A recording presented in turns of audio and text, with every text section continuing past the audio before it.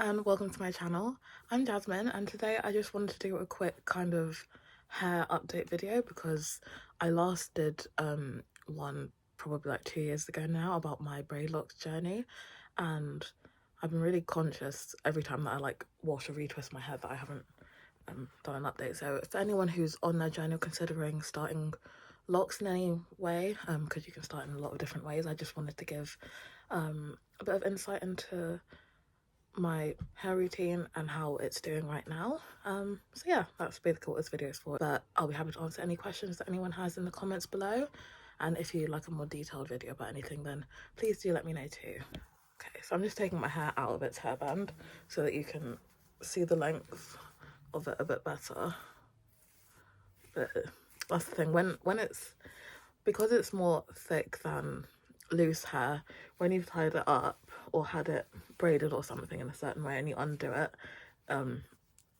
it doesn't just fall immediately a lot of the time, so you do have to kind of just run your hair through it and try and flatten it down in places. But so this is my hair length. It's slightly curled, so not necessarily the full length of it, but if I go like that, then you can see it goes down to almost my armpit. So my hair at the back, it goes, yeah, about that long.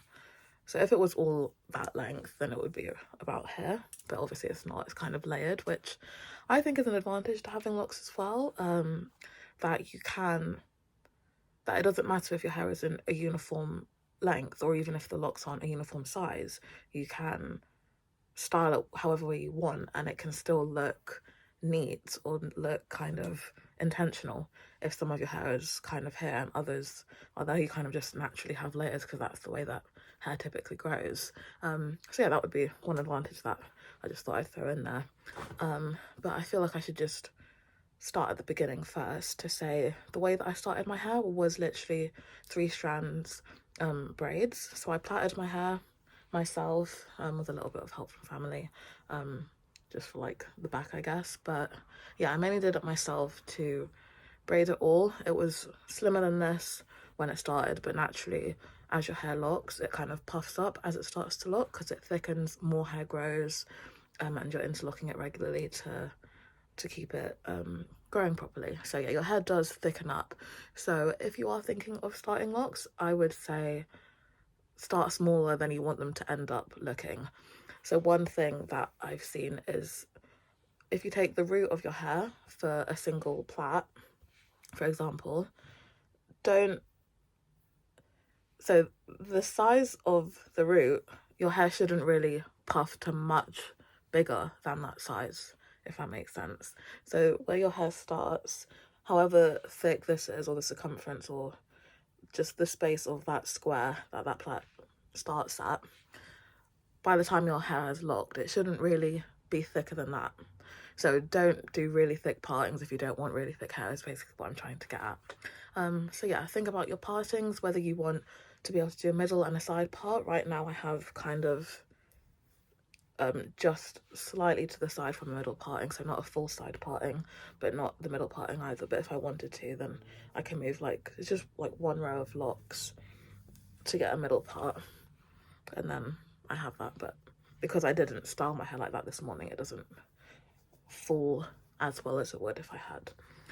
So yeah, think about what kind of hairstyles you typically like to do. If you like to do half up, half down, like pigtails, things like that. So sometimes you do have to kind of plan in advance. Well, not sometimes, you do have to kind of plan in advance, because I guess if you do a lot of elaborate hairstyles and you've got a lot of different ways you like to style your hair, you don't want to limit yourself when you start your locks. So you don't want to do something that can't be changed later on, because once you've plaited your hair and it starts locking, I'm pretty sure the only way that you can change it is then to literally start again. So to cut it off, or to cut some of them off, combine some of the other locks, and try and neaten it up and redo it however you can, which isn't ideal. Definitely wouldn't be ideal for me. So in terms of when I started it, yeah, I mainly just made sure I could have a middle and a side part, and I could do a more or less neat middle of the head parting if I wanted to do half up, half down. So that's kind of the only things I was worried about. So if you really scrutinized my hair, you would see it's not in neat rows or cross sections. That would also take more time to get neat when you're originally putting in your locks, but I think it would be worth it. Like, it's something that you can take your time at starting out, if you want to be able to be more versatile with it. Sorry, I hope that point made sense. Sometimes I was kind of skipping over my words, but yeah. So start thinking ahead, basically, is all I was trying to say. I think the next thing would be just washing routine. So I am quite an active person. I tend to work out every day. So naturally, I sweat more, I perspire more. And I feel that wherever, but also in my scalp as well. As most of us, you lose most of your heat from your head. You might have heard that phrase, and you tend to feel a lot of sweat from your forehead and from your scalp as well. So I wash my hair every week now. This is 3 years in to my lock journey, and sometimes it's a bit more frequent, so like maybe 5 or 6 days after I've already washed my hair, because I just feel that I need to. If you feel that you've got a bit of build up and you want to cleanse it, then I'm okay to do that, because it's not going to affect my lock process anymore, because my hair kind of ended up being fully locked, I think, within a year and a half of starting it. So that's something that I would want to mention as well, that you can get into a more comfortable washing routine once you're locked, because obviously when you first start out, you probably ideally don't wash your hair for like 6 weeks, I think, when you first start, just so that the hair can really get used to being in the state that it wasn't previously in, and the hair can kind of bond together and start locking as soon as possible. And also that you shouldn't use conditioner, because that slows down the process as well. But now that I am locked, I use conditioner every time or almost every time I wash my hair. Shampoo twice always, and maybe every other time a conditioner, sometimes deep conditioner. I did do I had previously done some videos on my lock journey and how I went about it, why I chose to get them, how I found it when I first started out, and my maintenance and like cleansing, cleaning routine. So I've really checked out those videos on my channel, and I'll put them in the bio, and if I can put in that thing where you can click and see similar videos, then I'll do that too. So just an overview before I guess share more about my experience. Like I said, I have Braidlocs. I started them April 2020, and now we're in June 2023, so I've been locked for over 3 years. When I started, I think my hair was like generally like here, like kind of closer to my ears, so I've definitely noticed the growth over the last 3 years. At first it was a bit slow, but when I look at pictures back, I'm like, actually that was quite good. And for example, this really short, my shortest one, it is short of course, but when I actually started my locks, I only had this much hair, just that section, so it's grown this much since starting my locks. So I would say that's it's quite a good outcome. And yeah, when I first started, I did it myself. I was interlocking my hair with an interlocking tool that I got from online, but you can also use crochet hooks for that as well, depending on the thickness of your locks. And then I would occasionally go to the hairdressers to get it redone. I've probably only been like less times than I can count my fingers, so not that many times. I've mainly interlocked it myself at home. But that's something that you might want to keep in mind, whether you would prefer or are able to maintain your hair at home, or whether you need to save that expense to do it at a hair salon, because different hairdressers obviously have different pricing. But for me, because I've got quite a lot of hair, it's quite thick and it's a bit longer, it's typically costing me about £100 each time I go to the hair salon, which of course I understand you need to charge what you charge. I just prefer to do it at home, so I can get a similar result and not have to pay that much each time I want to go, which is recommended, I think, every 6 to 8 weeks. They recommend you retwist your hair, or at least when it's a more mature stage. So yeah, I prefer to do at home, but sometimes if I really need to and it's been a while, then the hairdresser is the best way to go. What else was I thinking? Yeah, when I first started, I would just shampoo my hair. I would try and leave a decent gap in between washing it. And if you have natural hair, then you know that we typically would wash our hair maybe once a week, or sorry, we're recommended to wash our hair once a week. But with locks, you're told to kind of space that out a bit. So I might have gone 2 weeks without washing my hair, or even slightly longer, which wasn't my preference, but is what I wanted to do in order to push forward the budding stage of my hair. But like I mentioned, feel free to look at my previous video on my braidlocks journey, which I think I did less than a year into, maybe 1 year into my journey, or less than a year into my journey. So I think I've got 2 videos, one soon after I started and one like a year update. I could have gotten that wrong, but I've got other videos, so feel free to check them out and I'll link them if I can, so that you've got more detailed information about that. Another thing you might notice is that my hair is not like a natural, really natural colour.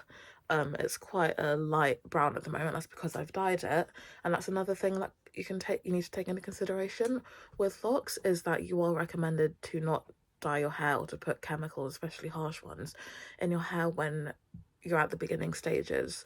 So definitely not like bleaching and hydrogen peroxide. That will be more harmful to any kind of hair, let alone when you're trying to move your hair into a new process. So I would suggest waiting until your hair has matured to properly dyeing your hair. Crazy Colour is a brand that I used when I was when they were kind of baby locks, as you call them, because it doesn't really have chemicals in it, and it's just a wash out kind of hair dye.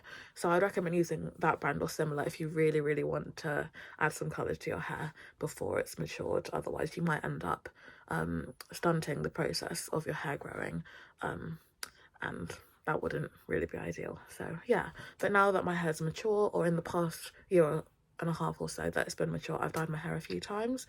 I've used Dark and Lovely and Cream of Nature as like permanent brands. So I think I have a couple of videos where I've dyed my hair as well, one with Crazy Colour and one with the more permanent colours. So feel free to check those out too. Something that I think I'd mentioned when I was first doing videos about my hair, so when I'd first locked them and they hadn't fully matured yet, was that I had a bit of, what's the word? I was a bit hesitant to start my lock journey, and I was a bit self-conscious or worried about what other people would think because of stereotypes and the way that people view people with locks, people of colour in general, women of colour, black women, and their hair. And obviously that could be a whole nother video, as I'm sure you don't need me to tell you that. But I have to say, I haven't had any negative experiences or comments around my hair. I've only had actually positive ones. I've had random women compliment me and ask me how I started my hair and things like that. So it's been quite an uplifting experience. I know that I can't speak for everyone, and that unfortunately some other people may have had quite negative experiences regarding their hair and have had people share their prejudices and bias against them, which obviously no one wants to deal with, and unfortunately there isn't a great way to prevent that from happening. So if that's something that you're concerned with, I would say still go for it. Like, do what you want to do with your hair and with your appearance, and just own it. Honestly, find other people who have similar hairstyles, who produce content sharing their journeys and how it's made them have a deeper appreciation for their hair and their culture, their identity, which I can say for myself has been the case. Just feeling more confident about my hair and my outer appearance, and kind of connecting that to who I am as a black woman, for example. So yeah, I would try and find ways to uplift yourself and to feel supported on your lock journey as well. Don't worry about what anyone may or may not think. So I know I've mainly been speaking of the positives, but something that I just wanted to mention that hadn't occurred to me is that as your locks mature, hair can get weaker in places, especially if you are prone to tying your hair up quite a lot and putting a lot of stress on it, or if you interlock it too regularly, because that's something that I have had a little bit of a problem with. Sometimes as soon as my hair grows a little bit, I'm like, okay, I don't really want that loose hair at the root, let me interlock it. And so I might end up interlocking some of my locks more frequently than I'm supposed to, which at the time probably feels fine, or like what I don't have a problem with, but later on I think it can end up leading to just added stress on the hair that it doesn't need. So that is why there are recommended times for interlocking your hair. I don't know if it's because I wear glasses as well, or if this is just because it's the front of my hair and it's where I have the most strain. But some of my locks at the front are quite thin. Like this one, for example, if you can tell, it's got a really thin section here. Like it's kind of decent size hair. It goes a bit thick and then it thins out here and then thickens here as well, which is strange. I don't really have a reason for it, but I just wanted to say, even though I've had quite a positive experience in this one as well, some of my locks, they could be better. Like ideally they would be neater or a bit thicker or longer. So I don't want to say it's all sunshine and rainbows all the time and that I've never had any problem with my locks. I just thought I would mention that because, like I said, it has been a generally positive experience, but there are a few things that I'm mindful of and that you should probably be mindful of for the future as well about your lock journey. So I'm just looking at the notes that I'd made in 2021 when I'd made my 1 year lock update video, and I'd mentioned things about struggles and challenges and regrets that I had at the time or thought that I would have in the future. So I just thought I would go through them and kind of dispute them or elaborate on if it's still the case.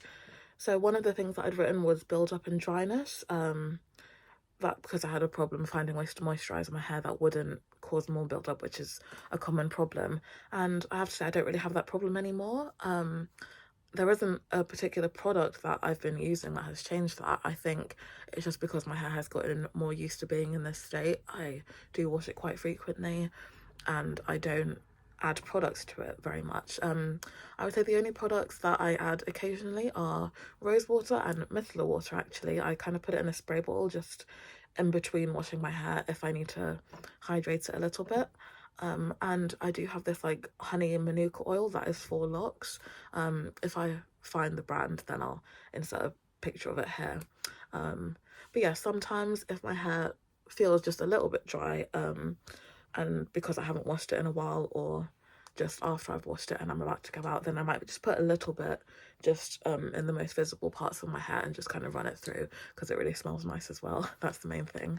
But yeah, I don't really put products in my hair, so I think that helps with not having an accumulation of a lot of build-up. But if there are any products that I've remembered, then I will add them in the comment section below, but please ask me or let me know if there are any that you've used that have worked or haven't worked as well. I'd be interested to know. Another thing that, okay, I mentioned, yeah, people judging me about what I look like with my locks, but yeah, thankfully, luckily, I haven't had any problems with that, I wouldn't say. And something that I'd written was like, did I look better before? Does this suit me? How will it look in another year's time? And now I'm 3 years down the line. I am very much happy with my hair. I'm quite confident when I go outside. It's very easy to manage. Of course you have the washing and the regular interlocking, but those are kind of just 2 days out of like, well, a month, for example. Sorry, not 2 days out of a month. So it's just like once a week for washing and then once every other month for interlocking. So not very much time goes into having to maintain my hair. I can like tie the front of it, like cane row the front of it if I want it to be a bit curly. I just put a bonnet on or a silk scarf on at night. I can take it out, and if I'm in a rush, I don't really have to worry about brushing my hair through properly. I can leave it like this or just tie it up. So it does make things a lot easier, I have to say. And yeah, did I look better before? I mean, that's a subjective thing. In some ways, I do miss my loose hair and just certain hairstyles that I'm not able to do now. And I know straightening, for example, your hair isn't good for it and isn't healthy, but sometimes you do just want to change it up and just have a slightly different kind of versatility than I currently do. But it's not really something that's a big deal for me or that I think about a lot, so I wouldn't say that I have any regrets for it. And yeah, about starting braids smaller and more neatly, this was something that definitely bothered me within the first year before my hair started maturing, because I wanted to tie my hair certain ways and it didn't look very neat. Some of my hair was looking faster than others. I noticed some of my locks in the middle were quite thick compared to others, and that's still the case, but when you look at the whole head of hair, it's not something that stands out very much to me, so I don't really have a problem with it. But if you know that you're prone to being very neat and tidy and specific about partings and the way you style your hair, then like I said before, definitely something to put into consideration when choosing how to part your hair and the sizing to start your locks with. And also, I can only speak on starting locks, from plaits, because that's the only way that I've tried to start locks. So yeah, if you've got more questions about different kinds of hair, maybe I can find someone who has them. I know people who have sister locks and who started with 2-strand twists, so I can let you know about that too if you'd like me to. And yeah, what if my hair locks and I don't like it? Like I said, I thankfully haven't had a problem with that. I think you just have to trust the process. I don't know if you've heard that phrase a lot. I know that I did hear it quite a lot when I was having doubts in the early stages, but I have to say that it's true. You do just have to trust the process, trust that you know what you're doing when you start your hair, or that you know what you want when you start your hair. It is just hair at the end of the day. If you don't like it when it's been a few months or even a few years, you can cut it off. You can cut it off, you can save your hair, because you can actually reattach locks if you cut them off and save them somewhere, if you change your mind again. But yeah, you can cut them off and just start from fresh. Either start a different lock process or just leave your hair loose. You know, it is just hair. It should grow back, and it doesn't define you or your appearance or your beauty or your worth if your hair isn't how you want it to be. And that's just kind of a general little quote for any ordeal that you might be going through with your appearance and with your hair. And yeah, my hopes at the time were embracing my hair and to get a nice length, and then to dye my hair properly using semi or permanent dye. And I can tick all of those because I have embraced my hair. It's definitely growing, so I can only wait for it to grow more. And I've dyed my hair. So those are basically all of the things that I was thinking at the time and that I can kind of go against now. So yeah, I don't think I have very many things to add to other than what I've already said. So like I mentioned at the start, I hope that this video is somewhat useful to you. Please feel free to ask me any questions in the comments below, or share your experiences with your lock journey. Good luck if you're thinking about starting growing locks, and yeah, I'd be happy to answer any more questions or listen to anything that you have to say. So thank you so much for watching this video. I hope that it was not too long of a video. I'll see when I've edited it, but I hope it was somewhat useful and beneficial to you, and I'll see you in my next video. I hope you enjoy your weekend, enjoy some sunshine, and yeah, I'll see you later. Bye.